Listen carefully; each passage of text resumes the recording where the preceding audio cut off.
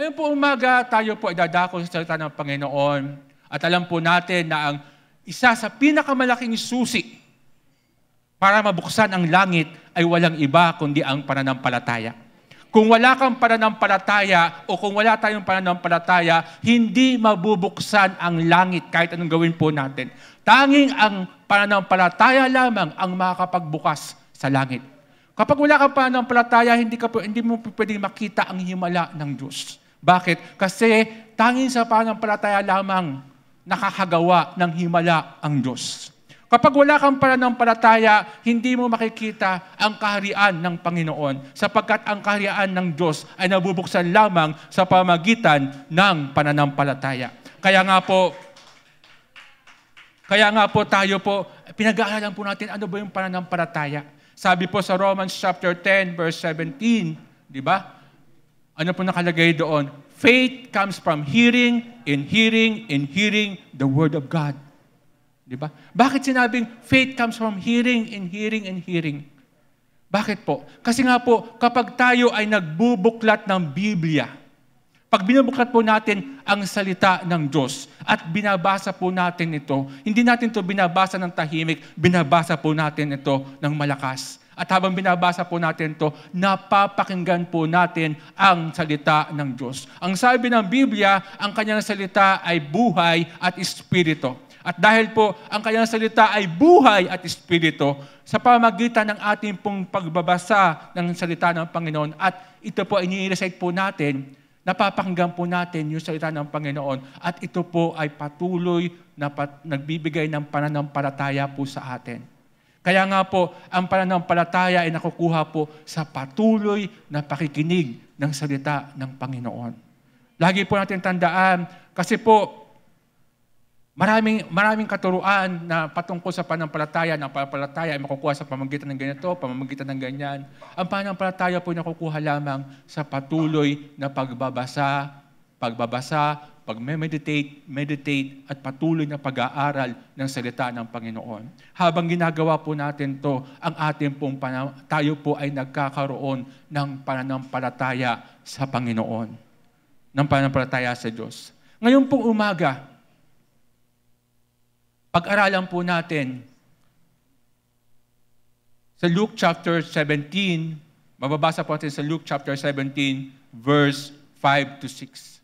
Ngayon pong umaga, atin pong pag-aralan, your faith should grow. Ang ating pong pananampalataya ay kailangan lumago. Ang ating pong pananampalataya ay kailangan lumago. At ang ating pong teksto ay makikita po natin sa Luke chapter 17, verse 5 to 6.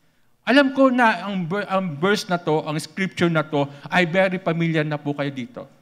Ang iba sa atin, nabasa na natin to several times. O ang iba sa atin, nabasa na natin to many times. O ang iba sa atin, nabasa natin to even at 20 or 30 times sa buhay po natin. Pero basahin po natin ang basahin sa salita ng Panginoon. At habang binabasa natin sa salita ng Panginoon, lagi po siya nagbibigay ng bagong kapahayagan patungkol sa kanyang salita. Sa pamagitan ng kanyang salita. Kaya nga po, sa Luke chapter 17, mababasa po natin doon verse 5. Basahin po natin sabay-sabay. Ready? Mga kapatid, yung pong parang nag-almusal na, no? Yung talagang handang-handa ng makinig ng salita ng Panginoon. Yung talagang very, very active, very energetic yung ating pong pagbabasa ng salita ng Panginoon. Ready? 1, 2, 3. And the apostle said to the Lord, increase our faith. Verse 6, sabi doon, so the Lord said, if you have faith as a mustard seed, you can say to this mulberry tree, be pulled up by the roots and be planted in the sea, and it will obey you. Pansinin po ninyo to sa verse 5. Yung verse 5, sabi po doon, and the apostle said to the Lord, increase our faith. Tandaan po natin, ang humihingi ng dagdag na pananampalataya ay walang iba kundi ang mga apostol. Ang mga apostol po, sila po ay nakasama nila ang Panginoon Jesucristo. For 3.5 years, mahigit na 3 years ng buhay ng Panginoon Jesucristo, inilaan ng Diyos sa kanila. Pero deep inside of them, sila po ay lumapit sa Panginoon. sa Panginoon. Sabi nila, Panginoon, Lord, increase our faith. Alam niyo po, sa totoo lang, ang mananampalataya naman talaga ang hihingi ng dagdag na pananampalataya sa Diyos. Ang mga unbeliever, hindi po talaga nila alam kung anong ibig sabihin ng pananampalataya. Tayo lamang mga believer o mga anak ng Diyos, ang lalapit talaga sa Diyos para dagdagan ang ating pong pananampalataya. Pero, pansinin po ninyo ito, sa verse 6, hindi sinabi ng Panginoon Jesus, hindi sinabi ng Diyos, na sabi niya, sige, dadagdagan ko ang inyong pananampalataya. Sige, ito ang gawin ninyo para madagdagan ang inyong pananampalataya. Sige, ito ang gagawin natin para tayo ay dumagdag ang ating pananampalataya. Hindi ganoon ang sinabi ng Panginoon. Ang sinabi ng Panginoon sa verse 6, so the Lord said, if you have faith as a mustard seed, if you have faith as a mustard seed, you can say to this mulberry tree, be pulled up by the roots and be planted in the sea, and it will obey you. If you have faith like a mustard seed, kung meron lang kayong pananampalataya, take note kung meron lang kayong pananampalatayang kasing laki ng butil ng mustasa o buto ng mustasa, hindi sinabi ng Diyos, dadagdagan ko ang iyong pananampalataya.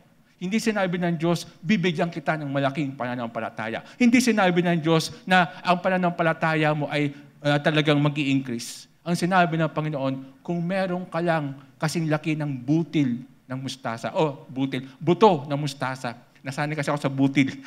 Buto ng mustasa. Di ba?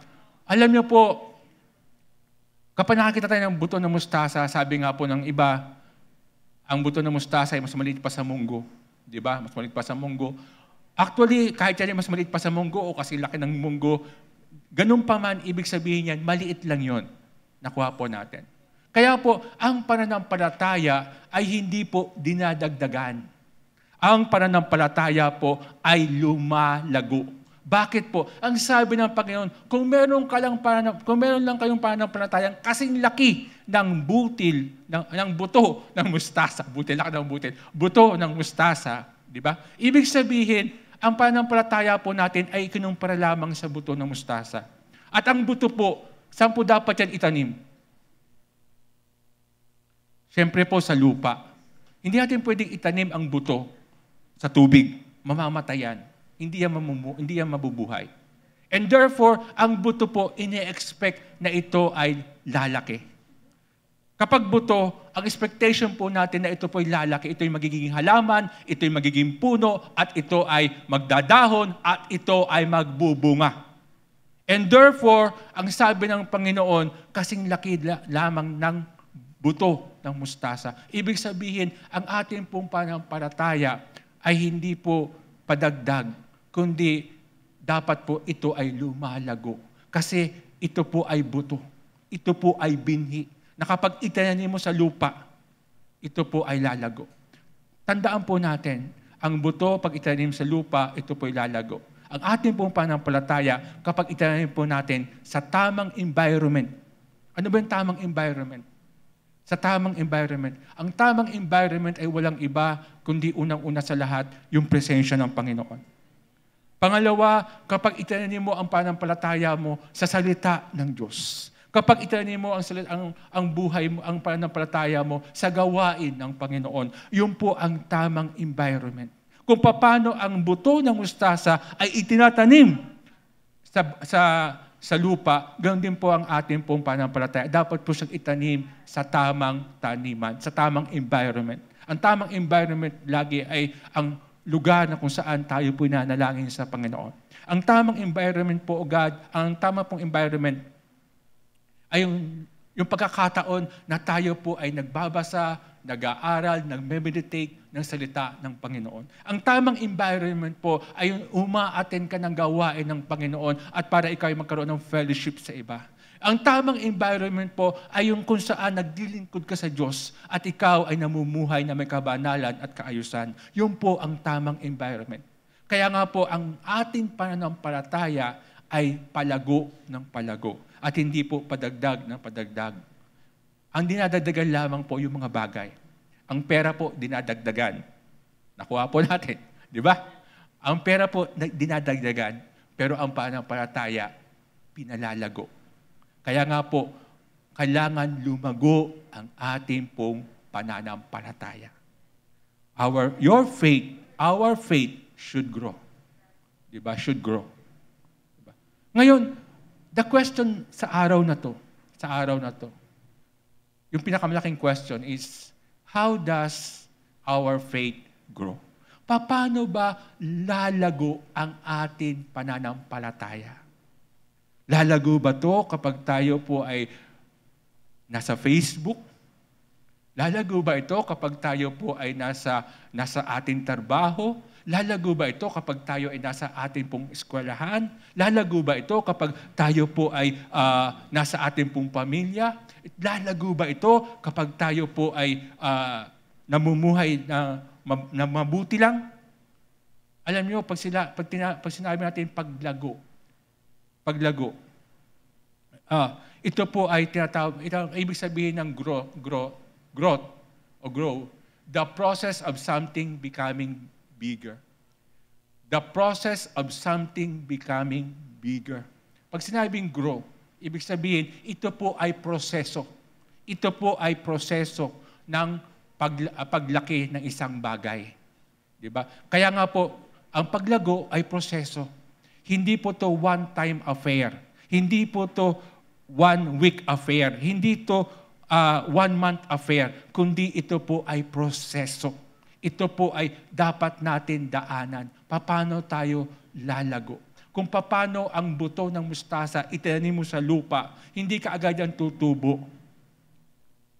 Kahit nga, ang alam nyo, ang mangga, pag itanim mo yung buto ng mangga, taon ang binibilang bago yan lumago, bago yan maging puno, bago yan mamunga. Diba? Ang buto ng mustasa, ganun din po. Kaya nga po, ang paglago ng ating pong pananampalataya, ito po ay proseso. Ito po ay tinatawag na ito po ay may mga pagdadaanan po tayo. Diba? May mga pagdadaanan po tayo. Kaya nga po, paano ba lalago yung ating pong pananampalataya sa Panginoon? Mababasa din po natin sa ating pong teksto sa verse 6. Luke chapter 17, verse 6. Sabi po doon, so the Lord said, if you have faith as a mustard seed, you can say to this mulberry tree, you can say, yun po yung unang punto. Para lumago ang ating pong pananampalataya, use your lips to speak the word of God. Sabi doon, you can say, take note, notice, pansinin po ninyo to, hindi sinabi ng Panginoon, hindi sinabi ng ating Diyos na para lumago ang inyong pananampalataya, sumunod kayo sa akin, sasabihin kong ito. Kundi ang sabi niya, sabihin mo. Ibig sabihin, pinagagawa niya sa atin. Pinagagawa niya sa atin yung bagay na yon. Kasi kung siya ang gagawa, kaya niya. Nakuha po natin? Pero bakit ang sabi ng Panginoon, you can say to this mulberry tree, you can say. Bakit tayo ang pinagsasalita niya? Kasi nga, para lumago yung ating pong pananampalataya. Maliban na gamitin mo ang labi mo. Diba?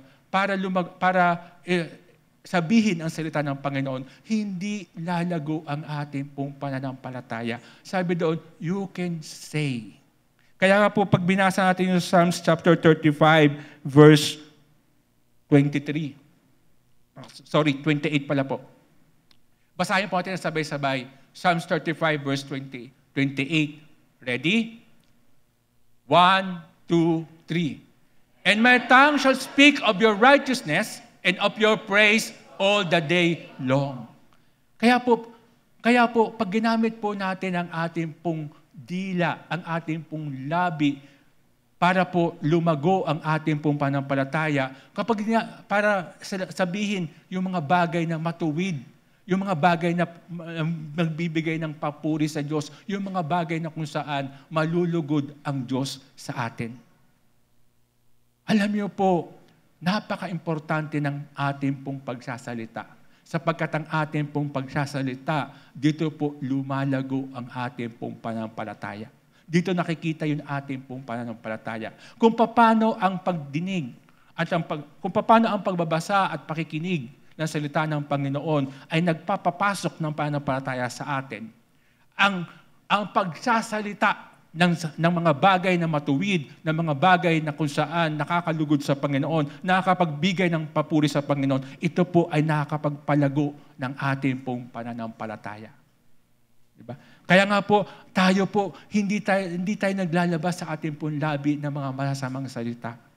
Hindi tayo po pwedeng magmura, hindi tayo po pwedeng magsalita ng laban sa ating kapwa, hindi tayo nagsasalita ng mga bagay na negatibo, hindi tayo nagsasalita ng mga bagay na hindi kalugod-lugod sa Panginoon, sapagkat hindi lalago ang ating pananampalataya kapag ang lumalabas sa iyong labi ay mga bagay na negatibo. You can say, sabi doon, you can say to this mulberry tree, speak the word of God. Diba? Kaya po tayo kung minsan ang ating pong pananampalataya ay hindi po lumalago. Dahil hindi po lumalabas po sa ating labi yung ating pong pinaniniwalaan. Dapat ilabas po natin. Kapag sinabi mong, gagaling ako, gagaling ako. Pag sinabi mong yayaman ako, yayaman ako. Pag sinabi mong magkakaanak ako, magkakaanak ako. Pag sinabi mong uunlad ako, uunlad ako. Pag sinabi mo na ang buhay ko ay paasenso ng paasenso ng paasenso, aasenso ang buhay mo. Bakit? Kasi nga, yun ang lumalabas sa iyo. Yun ang pananampalataya mo at doon mo makikita na ang Diyos kumikilos sa buhay mo. Diba? Sa buhay mo. You can say, diba? You can say. Sabi din po sa Proverbs chapter 8, verse 7. Mga kapatid, basahin po natin to. Talagang damnamin po natin yung salita ng Panginoon. Sabi po doon, Proverbs chapter 8, verse 7, for my mouth will speak truth, wickedness is an abomination to my lips. Diba? For my mouth will speak truth, wickedness is an abomination to my lips. Kapag ang lumalabas po sa ating labi ay katotohanan, mga kapatid, mga minamahal, sa totoo lang, hindi tayo manatili sa ganitong building. Hindi tayo manatili sa ganitong lugar kasi mapupuno po tayo. Bakit? Kasi nga po, ang lumalabas sa atin ay katotohanan. Ano ba yung katotohanan? Si Kristo ay nagmahal sa atin. Si Kristo ay namatay sa krus para sa atin. Si Kristo ay muling nabuhay para tayo ay magkaroon ng buhay na walang hanggan. Si Kristo ay nagbigay sa atin ng buhay na malaya. Si Kristo ay nagbigay sa atin ng kapangyarihan para ang ating pong buhay ay magkaroon ng totoong pagbabago. Yun ang katotohanan. At kapag sinabi mo sa iba, yung mga bagay na yun, mapupuno ang lugar na to ng mga tao. The mere fact na tayo po ay nanatili o nagkakaroon tayo ng ganitong bilang lamang dahil po tayo po ay hindi natin pinalalago ang ating pong pananampalataya. Pag lumalago ang ating pong pananampalataya, hindi mo mapipigilan na sabihin kung sino ang Diyos na nagbago ng buhay mo. Hindi mo mapipigilan ang kapangyarihan ng salita ng Diyos na nasa kaloob-looban mo at ibahagi mo sa iba kung gaano katindi ang pagmamahal ng Diyos sa kanila. Kaya nga po, kapag lumalago ang ating pong pananampalataya, ang katotohanan ang lalabas sa ating pong labi. You can say, sabi doon, you can say, pag lumalabas sa iyong labi, yung katotohanan. Use your lips to speak the word of God. Gamitin po natin yung ating pong labi para salitain yung salita ng Diyos. Kung ano ang sinabi ng Diyos, sabihin po natin sa ating sarili, sabihin po natin sa ating pong pamilya, sabihin po natin sa ating iglesia, sabihin po natin sa ating pong mga minementoran, sa ating pong mga disciple, sabihin po natin sa ating pong mga katrabaho, sabihin po natin sa ating pong mga kaklasmates, sabihin po natin sa buong mundo kung ano ang ating pong nabasa sa salita ng Panginoon sapagkat doon lalago ang ating pananampalataya. Diba? Doon lalago ang ating pananampalataya. You can say, speak the word of God. Kahit anong gawin po natin, hindi pwede na ang word ni Lord ang hindi lumabas sa atin. Kung totoo ang pananampalataya mo sa Diyos at kung totoo kang nananampalataya sa Panginoon, ang lalabas sa iyo ay katotohanan. At ang katotohanan ang magpapalaya sa lahat ng tao. You can say, speak, use your lips to speak the word of God. Pangalawa, practice proclaiming the impossible works of the supernatural God. Ulitin ko po mga kapatid. Practice proclaiming the impossible works of the supernatural God. Basahin po natin ulit yung verse 6. Verse 6. Okay. So the Lord said, if you have faith as a mustard seed, you can say to this mulberry tree, be pulled up by the roots and be planted in the sea. Be pulled up in the roots and be planted in the sea. Take note mga kapatid, ang sabi ng Panginoon, mabunot ka. Sabihin mo sa punong ito, sa mulberry tree, mabunot ka, magmula sa ugat at matanim ka sa dagat. Take note, sa dagat, hindi sa lupa. Hindi sa lupa. Ang sabi ng Panginoon, mabunot ka magmula sa ugat. Magmula sa ugat, yun lang, imposible na po yun eh. Napaka-imposible na ang puno ay mabunot magmula sa ugat. Meron po kaming puno ng mangga at noong nakaraang linggo o mga 2 weeks ago o 1 month ago, meron pong parang ipong-ipong napakalakas. Alam niyo po yung puno ng mangga po namin, hindi po siya nabunot sa ugat. Nabunot siya, yung trunk niya, yung ano bang trunk sa Tagalog? Yung kanyang katawan ay naputol ng malakas na hangin. Doon siya bumaksak. Pero yung ugat niya nakatanim pa rin. Nakuha niyo ibig ko sabihin? Kaya imposible, napaka-imposible na kapag puno na napakalaki ay mabunot magmula sa ugat. And pangalawa, sabi doon, be planted in the sea. Matanim ka. Mabunot ka magmula sa ugat. Imagine po ninyo, sabi ng Panginoon, ito ay nagmula sa bibig ng Diyos. Hindi ito nagmula sa bibig ng apostol, ng mga disciple. Ito ay nagmula sa bibig ng Diyos. At tandaan po natin, kapag ito ay nagmula sa bibig ng Diyos, hindi siya nagsisinungaling. Hindi marunong magsinungaling si Jesucristo. Hindi nagsisinungaling ang Diyos. Pag sinabi niyang, mabunot ka magmula sa ugat, at ito ay matanim sa dagat. Sa dagat, ito ay mga imposibleng bagay. Mga imposibleng bagay po ito. Buti sana kung sinabi ng Panginoon, matanim ka sa lupa. Pwede pa tayong, kumbaga, medyo kaya-kaya pa yun. Kasi nga, matanim ka sa lupa eh. Pero sabihin, matanim ka sa dagat. Diba? Anong ibig sabihin nito? Alam niyo mga kapatid, mga minamahal, pag binasa niyo ang Matthew, ang Mark, ang Luke at ang John, ang Panginoon Jesucristo, siya po ay nagsasalita ng mga bagay na kung saan napaka-imposible sa ating pong natural na mundo. Bakit? Nung winasak niya yung templo na dumaan ang Panginoon sa templo at nakita niya nagtitinda ng mga hayop, ng mga kung ano-ano doon sa templo, sinira niya lahat yun dahil sa galit niya, di ba? At ngayon nagalit sa kanya mga Pariseo, yung mga tao na nandoon. Sabi niya, ano ang katibayan mo? Ano ang authority mo para gawin to? Ano sabi ng Panginoon Jesucristo? Gibain niyo ang templo na yan sa loob ng 3 araw. Itatayo ko. Di ba? Itatayo ko. Minsan, natutulog siya. Mababasa niya sa Bible, natutulog siya sa bangka at kasama niya ang mga disciple. At biglang lumakas yung hangin, lumakas yung napakalakas na hangin, napakalakas yung ulan, napakalakas, natutulog siya, mahimbing ang kanyang pagtulog. Ang mga alagad niya, ang mga disciple, ang mga apostol, ay takot na takot kasi nga po, meron pong tinatawag na parang bagyo, parang unos na hindi mo maintindihan. At sabi nila, ginising nila ang Panginoon Jesucristo, sabi nila, Panginoon, Guro, bumangon po kayo sapagkat mamamatay na po tayo.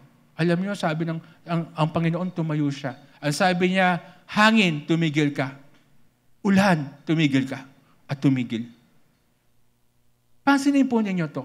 Walang sinabi ang Panginoon, walang sinabi ang Panginoon Jesucristo na natural sa mundong ito. Wala siyang sinabi na natural sa mundong ito. Lahat ng sinabi, halos lahat ng sinasabi ng Panginoon ay napaka-imposible because He is a supernatural God. Diba? Kaya nga po, kapag tayo po ay ginagamit po natin kapag tayo po ay nagpo-proclaim ng mga impossible things, marami pong imposible sa atin. Imposible sa iyo na magkaroon ka ng sariling bahay at lupa. Sa Diyos walang imposible. Diba?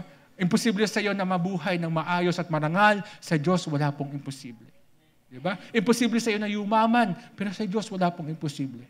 Imposible sa iyo na ikaw ay magkaroon ng kaayusan, ang pamilya mo, pero sa Diyos walang imposible.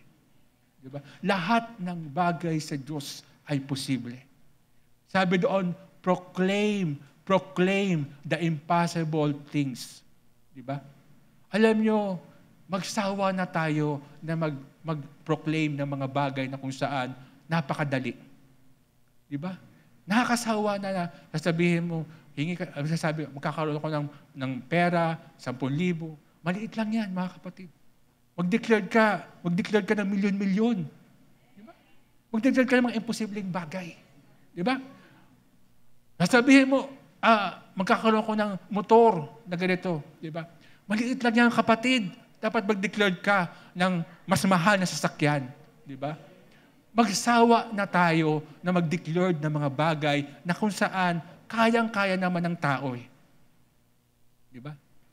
Kaya nga tayo kapag may sakit, may karamdaman, hindi na tayo makapag-declare kasi hindi natin kaya. Bakit? Kasi nga, yung pananampalataya po natin ay hindi lumalago. Dapat nga, kapag ikaw may sakit at may karamdaman sa katawan mo, hindi mo na kailangan lumapit sa doktor. Sabihin mo lang sa sakit at karamdaman mo, lumayas ka, lalayas yan. Diba? Lalayas yan. Mga kapatid, mga minamahal, proclaim the impossible things of the supernatural God. Diba? I-proclaim po natin. Hindi pwedeng lumago ang ating pong panampalataya nang hindi natin pinoproclaim yung mga bagay na imposible. Meron po akong tiyahin na siya po ay pinuntahan namin sa ospital dahil siya po ay nagkaroon ng lepropyrosis na tinatawag. Yung sakit na nagbubuhat sa sakit sa ihi ng daga. At 1 linggo na po siyang may lagnat. Pagkatapos sa 1 linggo, saka lang siya dinala ng mga anak niya sa ospital. Pray po namin. Sabi ng mga doktor, imposible na. Kasi nga, nagda-dialysis na Nag-dialysis na siya. Binuksan na yung lalamunan niya para mag-dialysis. Pumunta kami, kasama ko yung mother ko, kasama ng kapatid ko. Inutusan namin yung sakit at karamdaman na lumaya sa kanya. Hanggang ngayon, buhay yung tiyahin ko. Mga kapatid, pag pumunta kayo sa may sakit, may karamdaman, huwag niyo sasabihin, Lord, pupunta ako doon kasi patanggapin ko na siya sa Panginoon. Hindi ganoon, mga kapatid. Kasi pagka ganoon ang gagawin mo, huwag ka nang pumunta. Wala kang maitutulong Nakuha mo? Para sinabi mo, Lord, kukunin mo na siya Kaya patanggapin ko na. Hindi ganoon, mga kapatid. Pagka pumunta ka sa may sakit at may karamdaman, kailangan ang isipan mo, gagaling siya. Proclaim the impossible works of the supernatural God. Kahit ano pang sakit yan, mga kapatid. Kahit ano pang sakit yan. Hindi na mahalaga sa Diyos kung anong sakit niya. Ang mahalaga sa Diyos, yung pananampalataya mo sa Diyos. Diba? Yun ang mahalaga. At kapag pumunta ka sa isang lugar na punong-puno ng demonyo, dapat yung demonyo ang lumalayas. Hindi ikaw ang lumalayas dahil may demonyo. Diba? Proclaim the impossible works of the supernatural God. Diba? Doon lumalago ang ating pong pananampalataya. Kaya nga po, ako tumigil na ako. Alam niyo po, minsan ang prayer po ay hindi kailangan na lagi tayong umiiyak, lagi tayong nakaluhod. Minsan, declaration lang. is a form of prayer. Mag-declare ka lang ng mga bagay na kung saan gusto mong mangyari sa buhay mo, na sa tingin mo ay imposible sa iyo, ito po ay prayer na. Di ba? Ito po ay prayer na. Di ba? Kailangan natin gamitin ang ating pong labi to declare the impossible things of God. Di ba? The impossible things of God. Kaya nga po, kung babasahin natin ng Joshua chapter 10, verse 12 hanggang verse 15 po to, 16. Basahin po natin ng sabay-sabay. Ready? 1, 2, 3. Then Joshua spoke to the Lord in the day when the Lord delivered up the Amorites before the children of Israel. And he said in the sight of Israel, Sun, stand still over Gibeon, and moon in the valley of Ajalon. Verse 13. So the sun stood still, and the moon stopped, till the people have revenge upon their enemies. Is there not written in the book of Jasher? So the sun stood still in the midst of heaven and did not hasten to go down for about a whole day. And there has been no day like that before it or after it that the Lord heeded the voice of a man, for the Lord fought for Israel. Si Joshua po, ginamit niya yung kanya pong pananampalataya. Si Joshua po, lumago ang kanyang pananampalataya. Bakit po? Kasi sinabi niya sa araw, tumigil ka. Tumigil ang araw. At sabi niya sa buwan, pumunta ka sa lugar na to. Pumunta ang buwan sa lugar na to.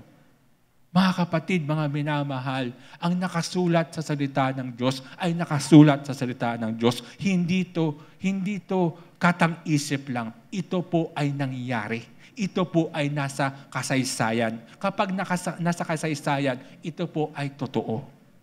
Diba? Tumigil talaga yung araw. Diba? Kaya nga pag nag-proclaim ka ng anumang bagay na ayon sa salita ng Diyos. Kaya nga po sabi ni Pastor, di ba? There are 7,777 promises of God. Di ba? I-proclaim mo isa-isa lang yun. Kahit na 10 na lang, mga kapatid. Nagmamakaawa ako sa inyo. Kahit 10 na lang ang i-proclaim ninyo. Huwag ng 7,777, may mangyayari sa buhay mo. May mangyayari sa pamilya mo. May mangyayari sa iglesyang ito. May mangyayari sa lahat ng cell group. May mangyayari sa community natin. I-proclaim po natin yung mga bagay na salita ng Panginoon. Yung mga bagay na imposible. May nabasa ba kayo sa Bible na wala kayong mababasa sa Bible na natural sa mundo po natin? May nabasa ba kayo? Sa mundo ba natin, nakapagpakain na ba tayo ng 5,000? Ng 5 tinapay at 2 isda lang? Sa mundo ba natin, nakapagpakain na ba tayo ng 4,000 tao na 5 tinapay at isda lamang? Di ba? Sa mundo po natin, tayo po ba ay nakalakad na sa tubig?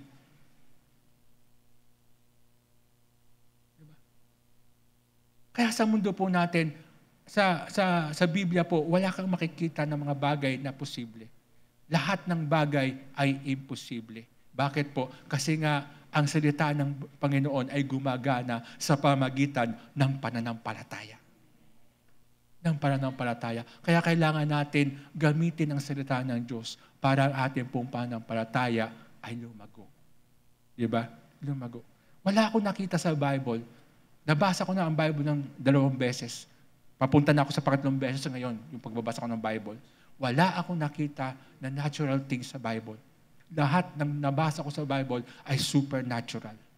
And therefore, we must proclaim the impossible things from the supernatural God. From the supernatural God. Pangatlo, para lumago ang ating pong pananampalataya, never stop speaking or proclaiming the Word of God. It will come to pass. Never.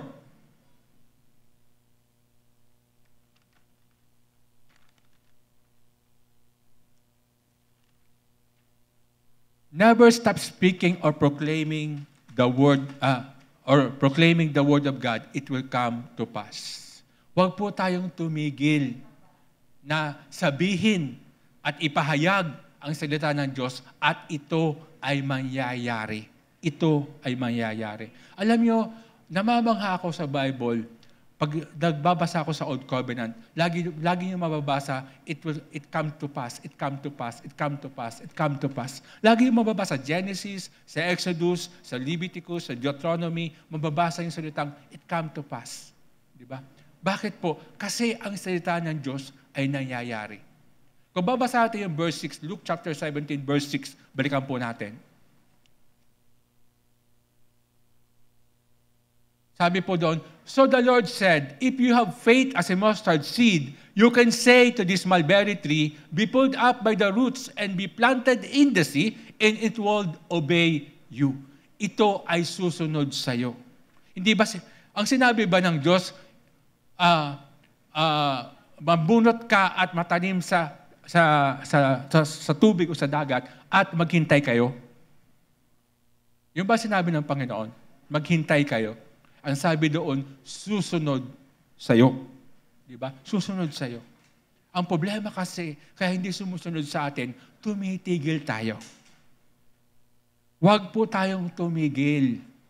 Diba? Never stop speaking and proclaiming the Word of God. Meron pong kwento na alam ko na, alam nyo na rin to at nasabi na ito ni Pastor at narinig ko na ito many times. Meron isang lalaki na sabi niya, mahirap siya, wala siyang pera. Pero sabi niya, magkakaroon ako ng kotse na kamukha nito. Gumupit siya ng litrato ng kotse na gusto niya. At nilagay niya sa kanyang maliit na higaan. At sabi niya, magkakaroon ako ng ganyang kotse. Araw-araw, binabanggit niya na magkakaroon ako ng ganyang kotse. Until such time, nagkaroon siya ng ganyang kotse. Hindi siya tumigil. Tayo mga kapatid, pag may nakita tayong may sakit at karamdaman at nakita mo naghihingalo na, huwag natin pag-pray, mamamatay na yan. Di ba? Wala ka pang ginagawa, wala ka pang ina-action, tumitigil ka na. Tumitigil ka na. Never stop speaking the word of truth. Di ba? The word of truth. Never stop proclaiming the word of God. Di ba? Kapag tayo ay pumunta sa anumang bagay, pag tayo dumadaan sa pinakamahirap na sitwasyon ng buhay po natin, sa lahat ng problemang pinagdadaanan po natin, huwag po tayong tumigil. Diba? Huwag tayong tumigil, i-proclaim po natin yung salita ng Panginoon. Declare natin yung salita ng Panginoon. Sabihin natin yung salita ng Panginoon at ang problema na lalayas sa iyo. Baliktad kasi kung minsan, tayo ang lumalayas.